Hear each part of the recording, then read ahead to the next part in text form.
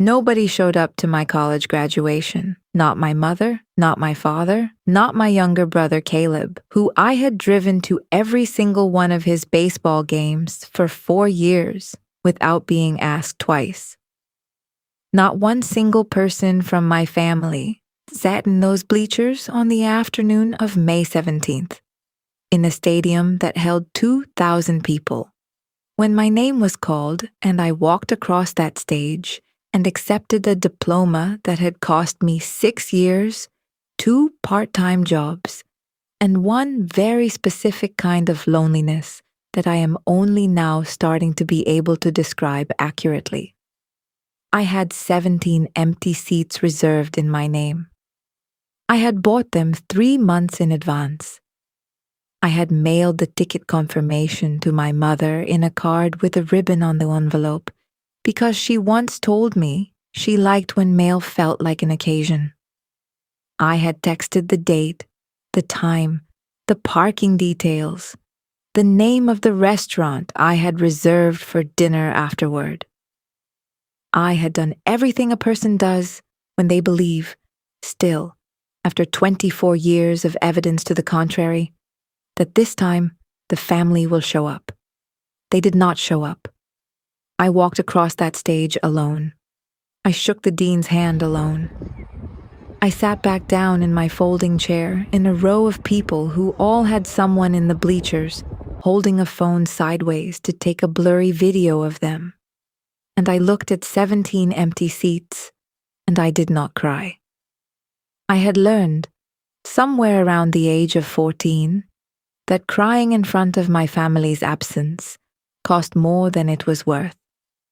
So I sat very straight, and I accepted my diploma, and I took my own photograph outside the building on the steps, and then I drove to the restaurant I had reserved, and I sat at a table for 18, and I ordered the salmon, and I ate it, and I paid the bill, and I drove home.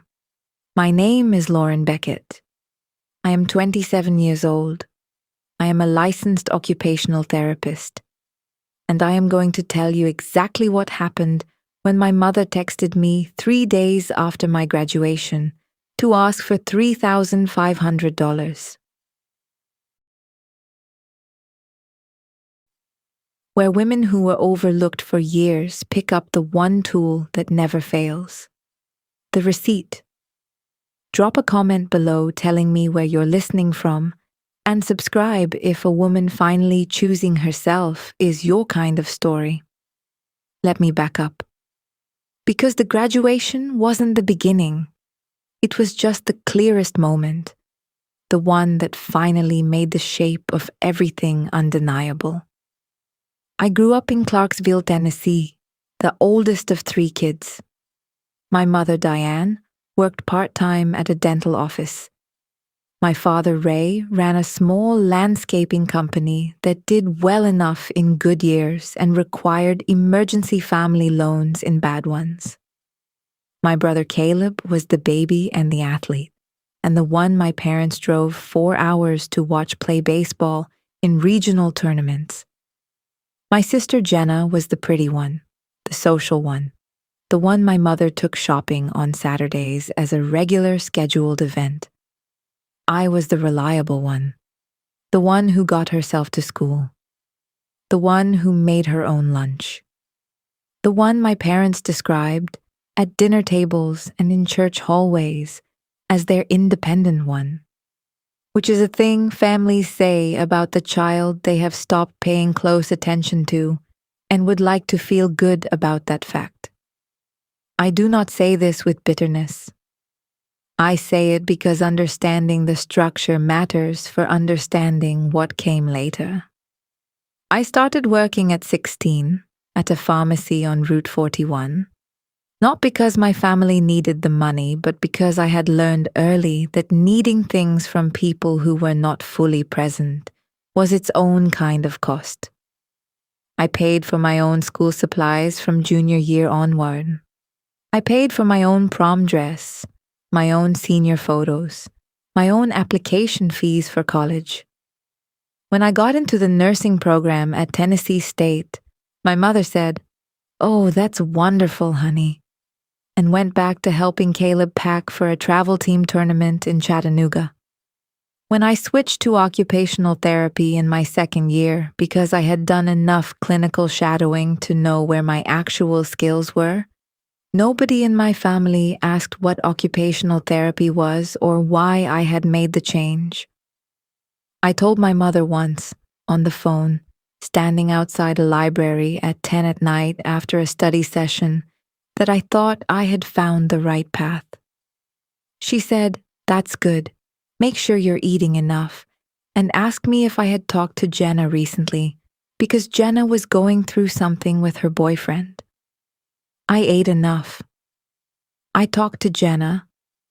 I completed my degree in 6 years because I had to take 2 semesters part-time when my financial aid was delayed and I was covering my own rent. I graduated with a 3.7 GPA and a practicum commendation from my clinical supervisor, a woman named Dr. Patricia Holt, who wrote in my evaluation that I had a rare combination of technical precision and genuine patient-centered attentiveness. I sent a copy of that evaluation to my mother in December of my final year, folded inside a Christmas card. She texted back a heart emoji. 6 months later, she did not come to my graduation. 3 days after the ceremony, I was at my apartment. I had gone back to work immediately, the Monday after graduation, because my caseload did not pause for personal milestones, and because working was easier than sitting with the specific quality of quiet that comes when something you spent 6 years building has been witnessed by nobody who was supposed to matter. I was making coffee on a Wednesday morning when my phone buzzed. Text from Mom. I opened it without thinking, the way I always did, the way you open messages from people whose patterns you already know. The text said, "Lauren, honey, good news about Jenna and Marcus. They are getting engaged, and we want to throw them a proper party. We are a little short this month with your dad's truck situation. Could you help with $3,500? We will pay you back once the landscaping season picks up. You know how important this is for Jenna. Love, Mom." I read it twice. Then I read it a third time, slowly. The way I read things when I want to make sure I am understanding exactly what is in front of me, and not the version my brain is trying to construct out of habit and old hope. My parents had not attended my graduation 3 days ago. My mother had sent a text that morning, the morning of the ceremony, that said, "So proud of you, honey. We will celebrate soon." They had not called. They had not sent flowers. They had not acknowledged the 17 empty seats or the restaurant reservation I had canceled at a cost of $200 in non-refundable deposit. And now, 72 hours later, I was being asked for $3,500 to fund a party for my sister's engagement. I sat with my coffee. I thought about what Dr. Patricia Holt had written in my evaluation. Technical precision and genuine patient-centered attentiveness. I thought about the card I had mailed with the ribbon on the envelope because my mother liked when mail felt like an occasion.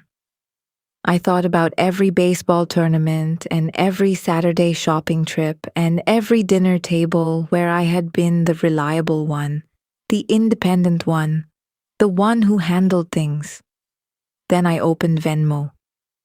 I typed in my mother's username, which I had used before when she had needed money for Caleb's equipment and for Jenna's car repair, and for the roof situation 2 summers ago. I typed in the amount.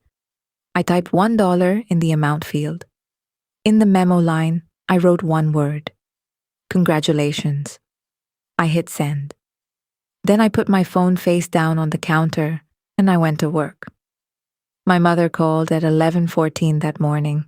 I let it go to voicemail. She called again at 11:32. Voicemail. At 12:08, she texted, "Lauren, I don't understand what this means." At 12:45, "This isn't funny." At 1:20, "Your father wants to talk to you." At 2:03, "You're being very hurtful right now." I read each one. I did not reply to any of them. I had a patient at 2:30, a 9-year-old boy named Marcus, who was working on fine motor coordination, and I sat across from him and helped him practice grip strength exercises with a therapy putty, and I was, for those 45 minutes, entirely present and entirely calm, because that is the thing about having spent your whole life being the reliable one. You are very good at being present for other people, even when your own life is actively on fire. That evening, I went home and I sat at my kitchen table and I thought carefully about what I wanted to do next. I want to be honest about what I was feeling in that moment, because I think it matters. I was not angry. Anger had come and gone earlier, in the car on the way home from work. A clean, hot rush of it that lasted about 6 minutes and then went quiet. What I was sitting with at my kitchen table was something older and more specific. It was the feeling of a person who has finally stopped translating other people's behavior into a language that makes it acceptable. The graduation had been the last translation. Diane didn't mean it the way it looks. She's just been busy.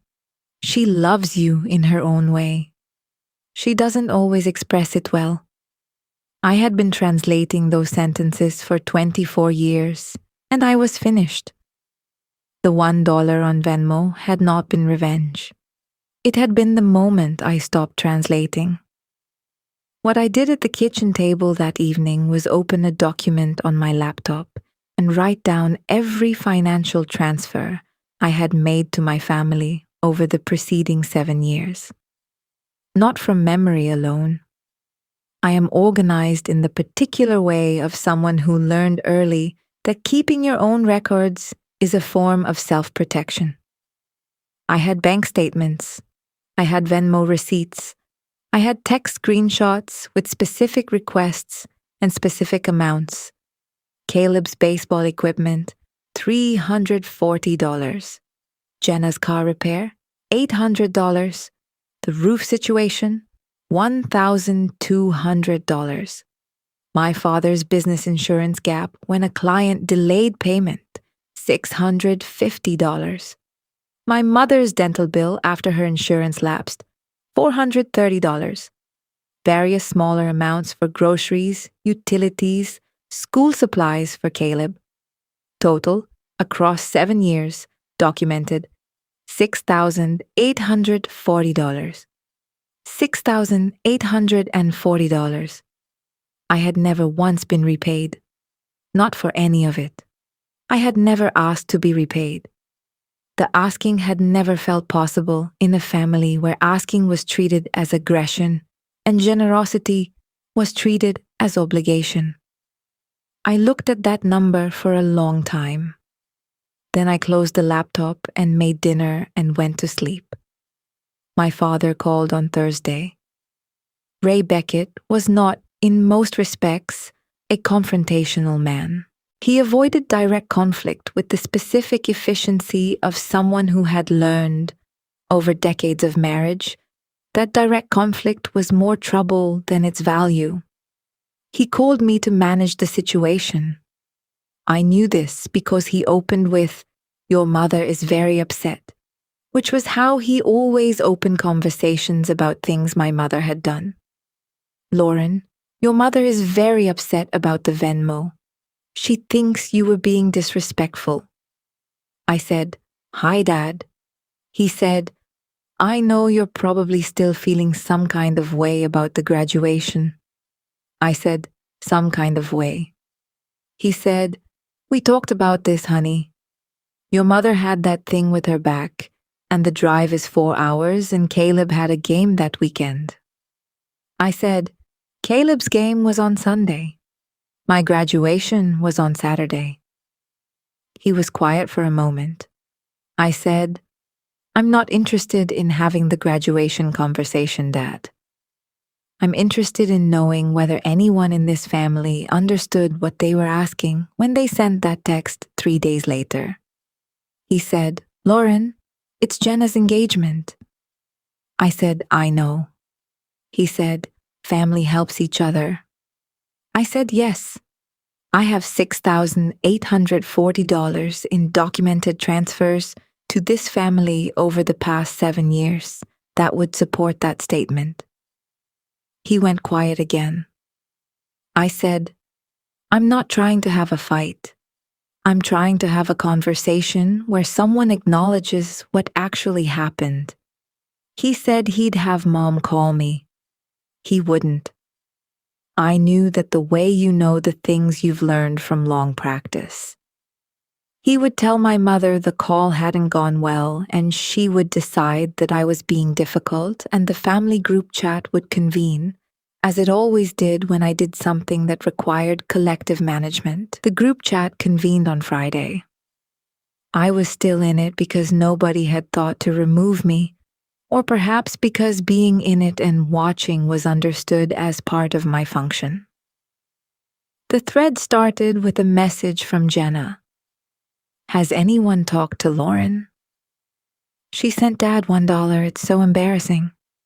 Then from my mother. "I raised her better than this, I don't know what's gotten into her." Then from Caleb. "She's always been weird about money." Then from Jenna again. "She's probably jealous, TBH. Then from my mother. "I'm not going to beg my own daughter." Then from my father. "Let's all calm down." Then from my mother. "I am calm, Ray. I'm just saying we didn't raise her to act like this." Then from Jenna. "Can someone else just cover the deposit for now because the venue needs it by next Friday?" I read the whole thread. I did not respond to it. Then I opened my photos and I screenshot every message.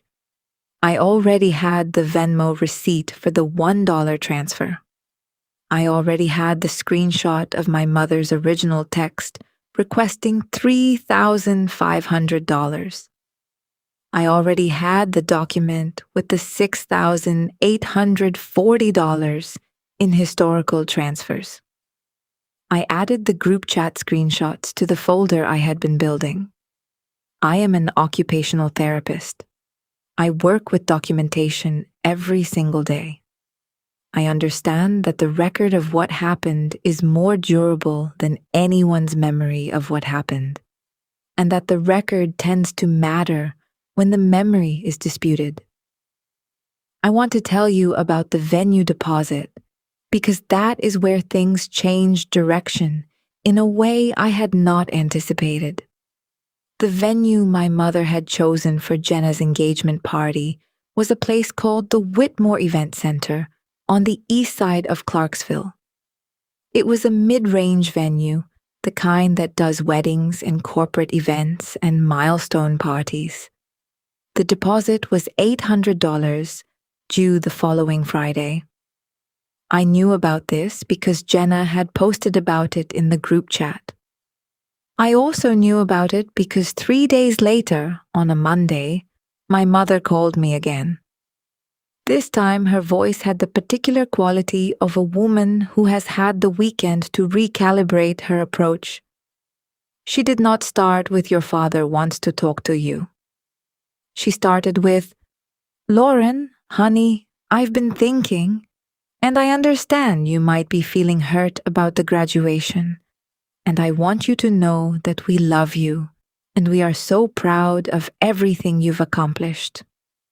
I listened to the whole thing. When she finished the preamble, she arrived at what she had called to say. "The venue deposit is $800 and it's due Friday, and we are just really stretched right now. I thought maybe you could help with just the deposit.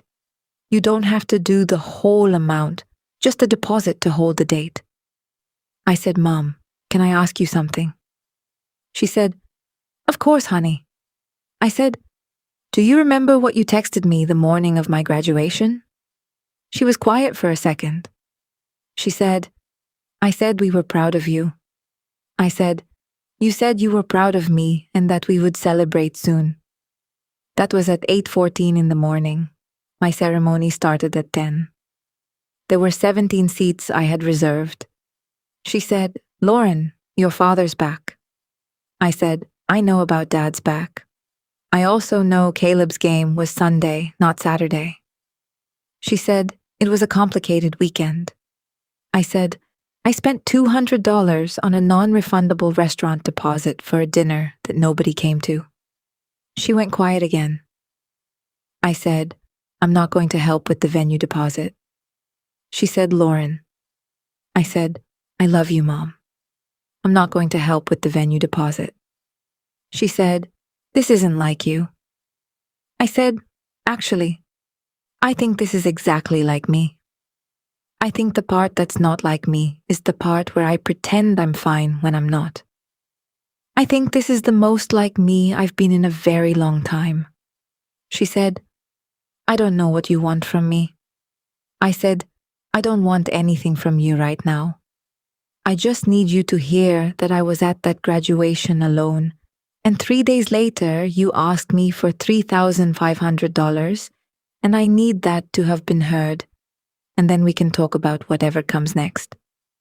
She started crying.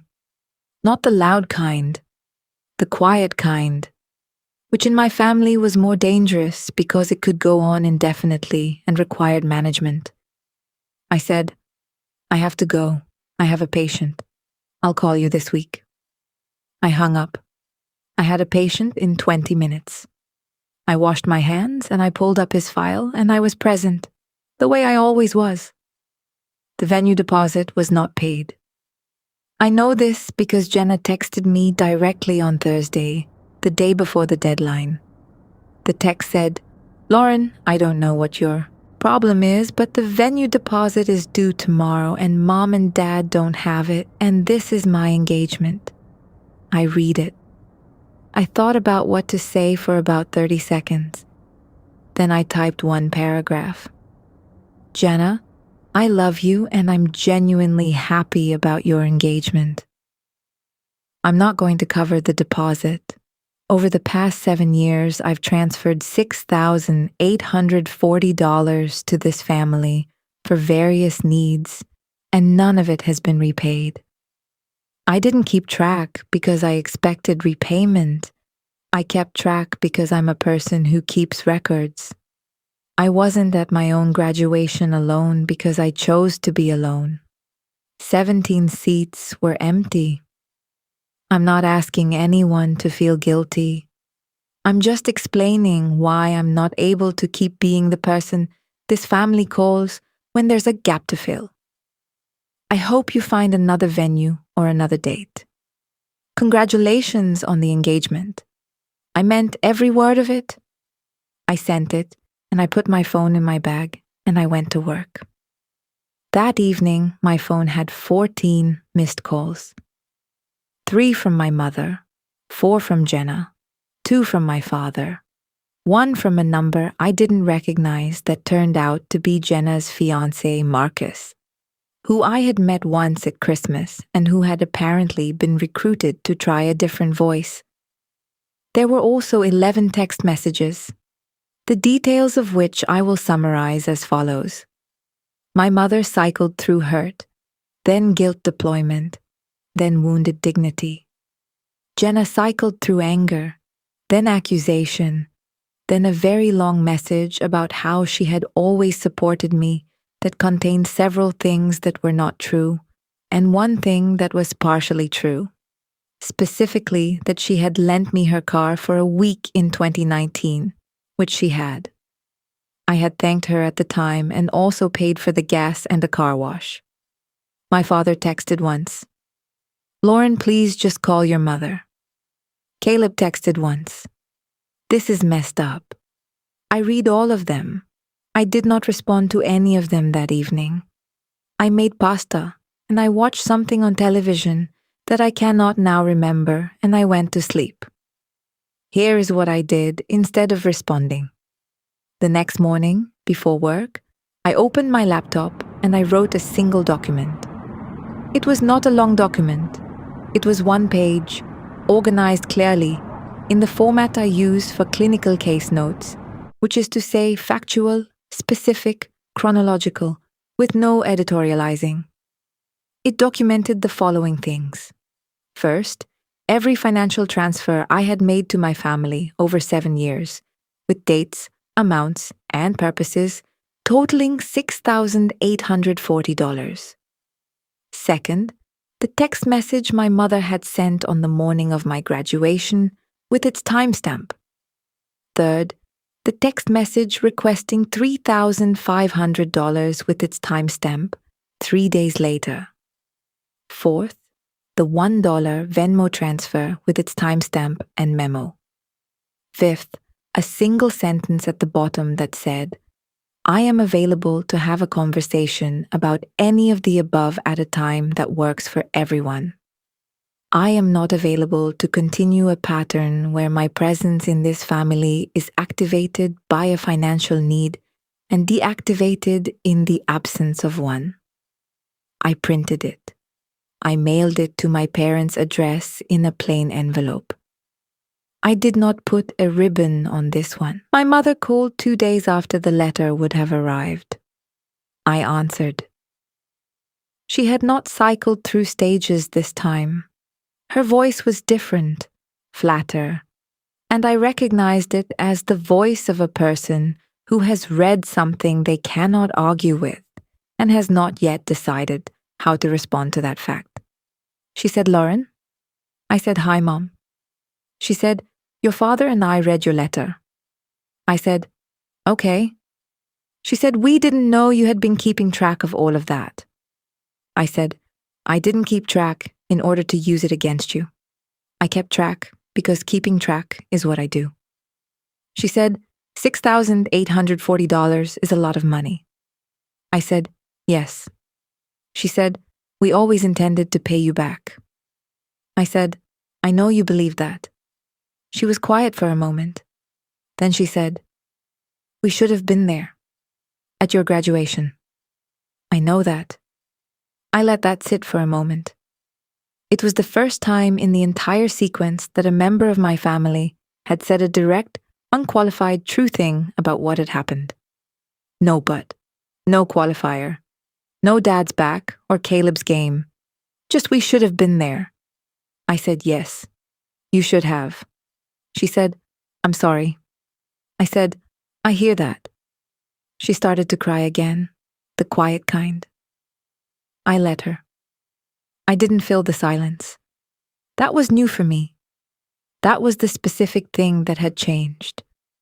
I used to fill every silence in my family with management and translation and the labor of making things okay for everyone else.